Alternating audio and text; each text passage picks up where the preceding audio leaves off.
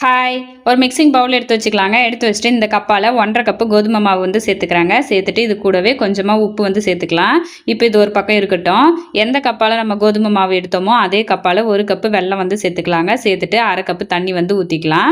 ஊத்திட்டு இப்போ வெல்லத்த வந்து நம்ம நல்லா கரைச்சு எடுத்துக்க போறோங்க. வெல்லம் வந்து நல்லா கரைஞ்சு வந்துருச்சு பாருங்க. இப்போ வந்து ஆஃப் பண்ணிடலாம். ஆஃப் பண்ணிட்டு நம்ம மாவுல ஏலக்காய் தூள் சேர்த்து கலந்து விட்டுறலாங்க. கலந்து விட்டுட்டு ஒரு ஜன்னி வச்சுட்டு நம்ம வெல்ல தண்ணி வந்து வச்சிருந்தோம்ல, அதை வந்து வடிகட்டி சேர்த்துக்கலாம். சேர்த்துட்டு இப்போ விக்ஸ் வச்சு இந்த மாவு வந்து நல்லா கலந்து விட்டுக்கலாங்க. விக்ஸ் வச்சு அடிக்கும்பொழுது மாவு வந்து கட்டிகள் இல்லாமல் வரும். அதுக்காக தான் இட்லி மாவு பதத்துக்கு கரைச்சி எடுத்துக்கலாம் மாவை. இப்போ இதில் கொஞ்சமாக சமையல் சோடா வந்து சேர்த்துக்கலாங்க. ஏன்னா நம்ம உடனடியாக அப்பம் வந்து சுட போகிறோம். அதனால் நீங்கள் சமையல் சோடா வேணான்னாக்கா ஒரு 6 மணி நேரம் மாவை வந்து புளிக்க வச்சுட்டு அதுக்கப்புறம் அப்பம் வந்து ஊற்றிக்கலாங்க. இப்போ ஸ்டவ் ஆன் பண்ணிட்டு கடாயில் எண்ணெய் ஊற்றி வச்சுருக்கேன். எண்ணெய் வந்து சூடாயிடுச்சு.